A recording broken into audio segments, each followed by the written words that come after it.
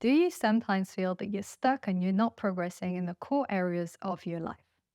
In this episode, we're going to explore the four different types of categories of activities that when you rebalance them, you will feel more fulfilled. Then we'll look into how you can start to create these patterns to make it easier for you to create this balance in your life. And lastly, we'll look at this fifth secret category that will also help you to find greater balance, more fulfillment, and joy in your life. Hi, I'm Katie, a high performance coach, speaker, and podcaster on a mission to support high achievers to lead with alignment, purpose, and joy. Let's dive in. What are the four key types of activities that you go through every single day? The first one is consumption. Now, I want you to really think about this right now because when you think about consumption, what comes to your mind? Maybe news, social media, YouTube videos, podcasts, books. The main problem with consumption nowadays isn't just that you're consuming information, it's both the quality and the quantity.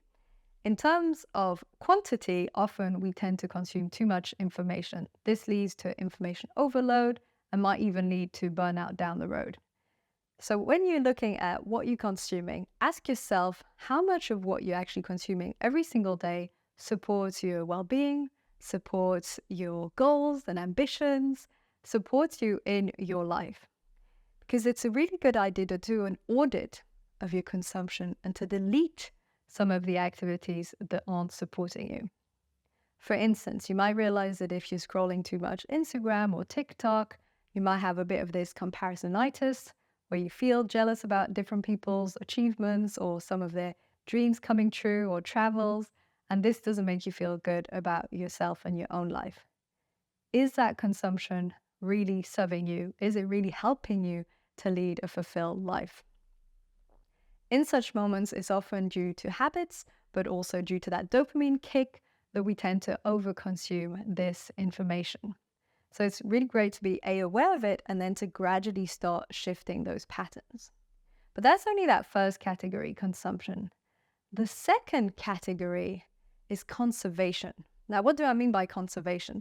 A lot of the activities that you do every single day just help you to maintain the status quo. For instance, in your home, it could be doing the groceries, cleaning, sorting out the laundry. These are things that you need to do each week and sometimes each day, depending on those activities. And they just help you to maintain the same level in your household. It doesn't add to a feeling of progress. And what happens nowadays is that this is very common in the workplace also. There are many activities at work that just help you to maintain where you're at. Tracking things in Excel, certain regular meetings every single Monday morning, some emails, and there's no real sense of progress. And what we've seen is that most people spend their lives in those first two categories, in the consumption and in the conservation. And if you spend most of your life in those two buckets, that's when you start to feel out of balance and unfulfilled. Because we're not meant to just consume information and just maintain the status quo. We're meant to grow. As Tony Robbins says, everything in the universe grows or dies. So if you're not growing, you have a strong sense of depletion, unfulfillment, dissatisfaction. But then what happens? You want to numb that feeling, and that leads to more consumption. You end up listening to more podcasts, going on social media more because you're trying to dilute that feeling of emptiness. But that doesn't work, and you've probably noticed it. It doesn't work when we just consume to feel better about ourselves, because it might sort of shrink the feeling for a moment, but it doesn't make it go away completely, and then it comes back. And it stays there because there's an underlying dissatisfaction that's not fulfilled. This is why a lot of people are just hooked to watching Netflix every single evening, and then they start the next day, and it just continues on this loop.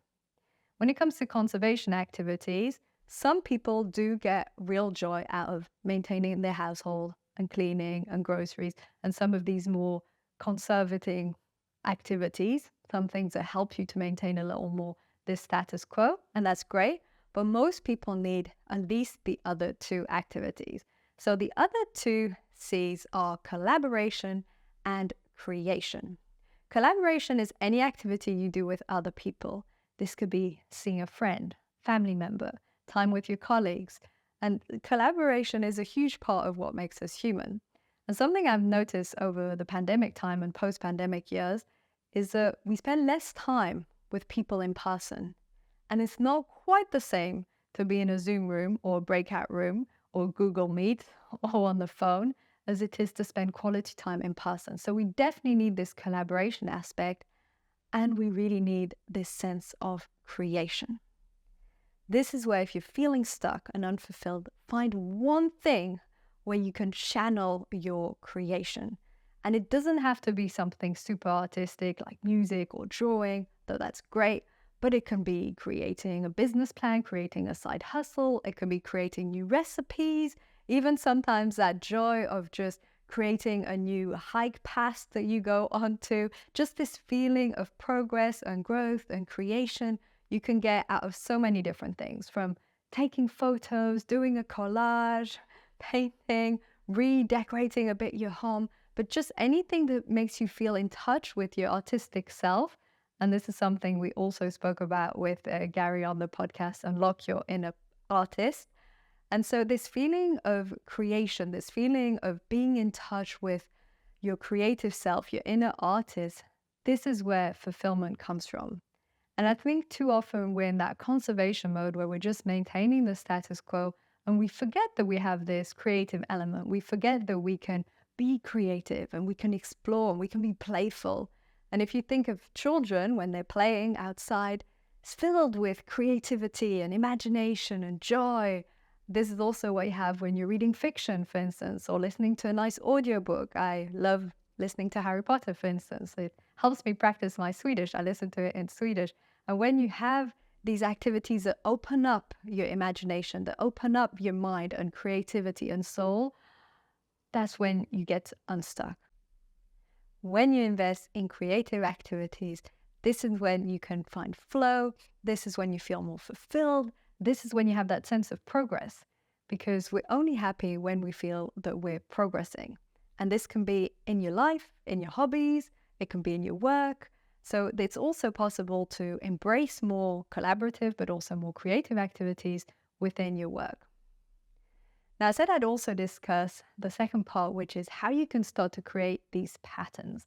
Just before I talk about this, I want to mention that it's important to look at different types of personalities here too.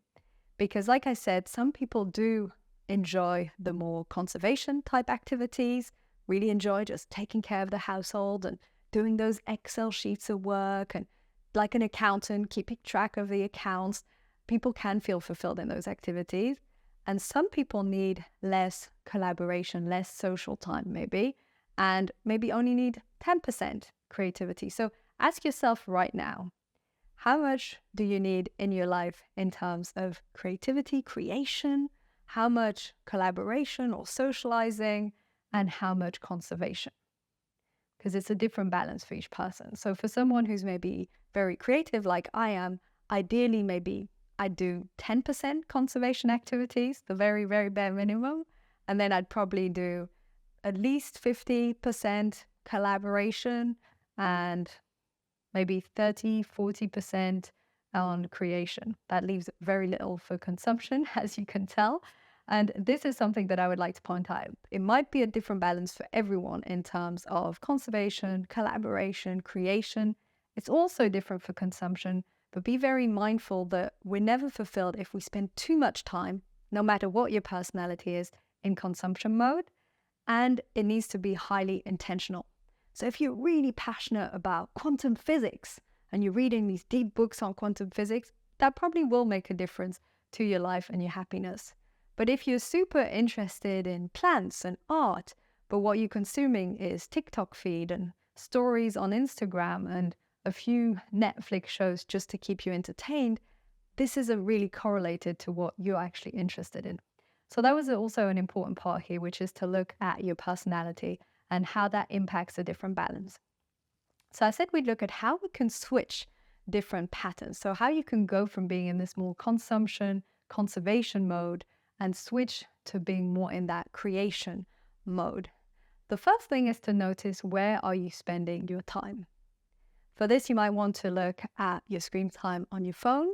You might want to start tracking and time tracking in your work, how you spend your time, and just overall be very aware and mindful over the course of a week, over the course of your month, where you're spending your time, your energy, your attention, and is that aligned with what's truly important for you? What will probably happen when you do this is there'll be at least one or two activities that you realize add nothing to your life. Maybe it's scrolling social media, maybe it's overwatching the news, maybe it's long Netflix shows. You can still enjoy it and do it moderate amounts, but maybe the 3 hours in the evening before sleep don't really help you to lead a fulfilled life. So that's the first step, being very aware and mindful of how you're spending your time and is that really aligned with the person you'd like to be. And then it's about switching and thinking, what would you like to be doing instead? And it all starts with baby steps, because when you're rewiring your behavior and your actions and your habits, it needs to start small. Because if you start by being like, right, now I'm going to do this amazing morning routine and I'll change the way I work and I'll add 4 hobbies in the evening, I've made that mistake many times before, and often it's not sustainable.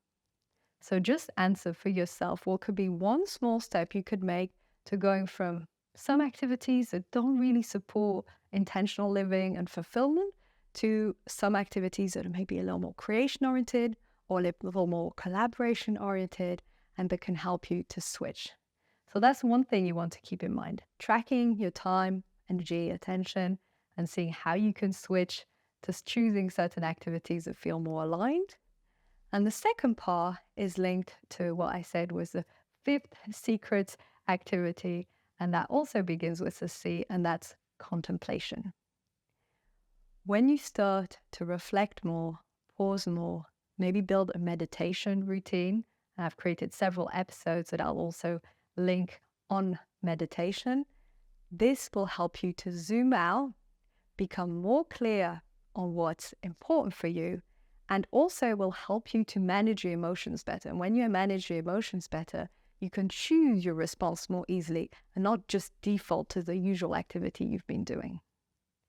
So this 5th category of contemplation is really the fundamental pillar to help you to shift from a life of overconsumption, conservation mode, to a life of creation, progress, fulfillment, building, because that's where we all are fulfilled. Now, creation might look differently for different people. For some, might be whipping up a new recipe. Others, it might be building a business. Some, it might be coding.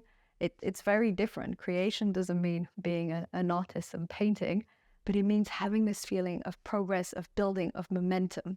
And this is what excites us. Writing is another great example. There's so many different activities you can do. Let's briefly recap. What have we seen and explored? We've looked at the 4 types of activities: consumption, conservation, collaboration, and creation, and how we need to have a little more of the social aspect and the creation aspect to feel fulfilled, not just a little more, quite a bit more. Then we've looked at how you can shift the pattern. First, be aware of where you're spending your time and do baby steps to start doing activities that are more intentional for you. And lastly, we've looked at that 5th category, which is contemplation.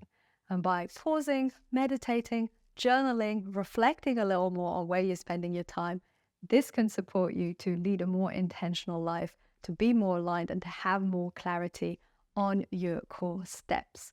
So sign up and subscribe to the podcast and the YouTube channel if you haven't done so far. Put in the comments what was the main key insight for you and what action are you going to take, because if you're consuming information needs to lead to an action, this helps you to actually create in your life. And check out the video on meditation that I will link here below. Thank you for watching.